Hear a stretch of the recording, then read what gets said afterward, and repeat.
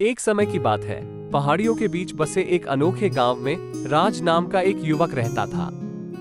राज अपने अटूट समर्पण और मजबूत कार्य नीति के लिए पूरे गांव में जाना जाता था। उनका इस कथन पर दृढ़ विश्वास था, कर्म ही पूजा है, और उसने इसको ही अपने जीवन जीने का मूल मंत्र बना लिया। छोटी उम्र से ही राज ने अपने माता पिता से कड़ी मेहनत का मूल्य सीख लिया था। उनके पिता एक कुशल बढ़ई थे और उनकी मां घर का काम करती थी। उन्होंने राज को सिखाया कि अपने दिल और आत्मा को अपने काम में लगाना भक्ति का एक रूप है, जैसे किसी मंदिर में पूजा करना। राज इस बात को अपने मन में बिठाकर बड़े हुए। उन्होंने हर काम को गंभीरता से लिया, चाहे वो अपने पिता को फर्नीचर बनाने में मदद करना हो या घर के काम में अपनी मां की मदद करना हो। वो अतिरिक्त प्रयास करेगा, बारीकियों पर ध्यान देगा और सबसे चुनौतीपूर्ण कार्यों से भी कभी नहीं कतराएगा। जैसे जैसे राज बड़ा हुआ, उसने अपने समर्पण में उत्कृष्टता हासिल करना जारी रखा। उन्हें गांव की छोटी सी लाइब्रेरी में सहायक की नौकरी मिल गई। हालांकि वेतन मामूली था, राज को कोई आपत्ति नहीं थी। वो किताबों और ज्ञान से घिरे रहने के लिए खुद को भाग्यशाली मानते थे और उन्होंने अपनी भूमिका को समुदाय की सेवा करने और दूसरों को जानकारी प्राप्त करने में मदद करने के तरीके के रूप में देखा। हर सुबह राज लाइब्रेरी खुलने से पहले पहुंच जाता था, अलमारियों की सफाई करता था, किताबों की व्यवस्था करता था और यह सुनिश्चित करता था कि पढ़ने का क्षेत्र आगंतुकों के लिए आरामदायक हो। उन्होंने बच्चों की पढ़ाई में मदद की, ग्रामीणों को सही किताबें ढूंढने में मदद की और साक्षरता को बढ़ावा देने के लिए कार्यशालाओं का आयोजन किया।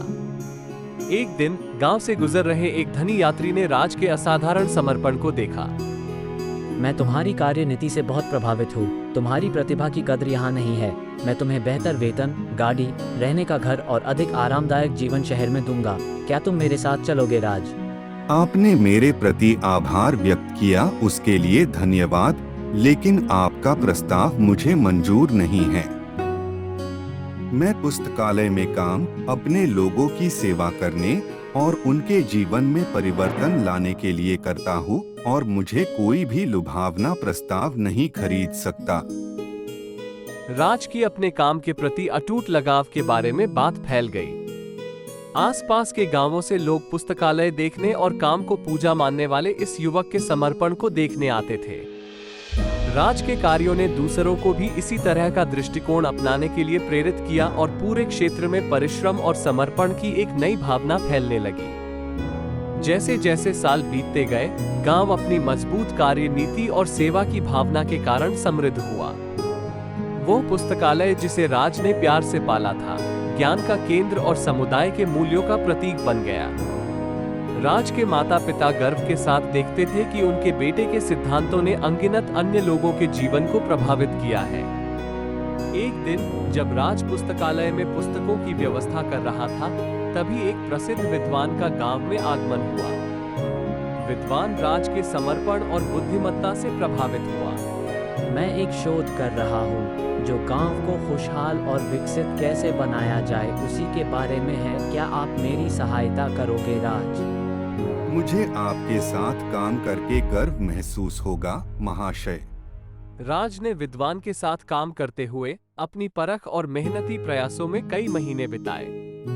उनके सहयोग के अंत में विद्वान ने राज की कार्य नीति की प्रशंसा की और उन्हें कृतज्ञता के प्रतीक के रूप में एक दुर्लभ प्राचीन पुस्तक भेंट की। राज इस भाव से बहुत प्रभावित हुए, लेकिन उन्होंने जोर देकर कहा, महाशय मैं बहुत खुश हूँ आपकी इस भेंट से।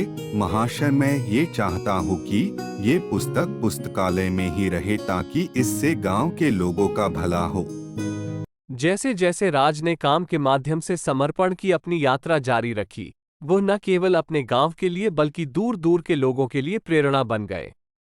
उनकी कहानी फैल गई और राज की कहानी ने हमें सीख दी। वो युवक जिसने अपने समर्पण को पूजा का रूप दे दिया, हमें याद दिलाता है कि हम जो भी कार्य करते हैं, चाहे वो कितना भी छोटा क्यों ना हो, अगर हम इसे सही दृष्टिकोण के साथ करते हैं तो इसे भक्ति के कार्य में बदला जा सकता है। और भी रोचक कहानियों के लिए इस चैनल को लाइक, शेयर और सब्सक्राइब जरूर करें। नमस्कार।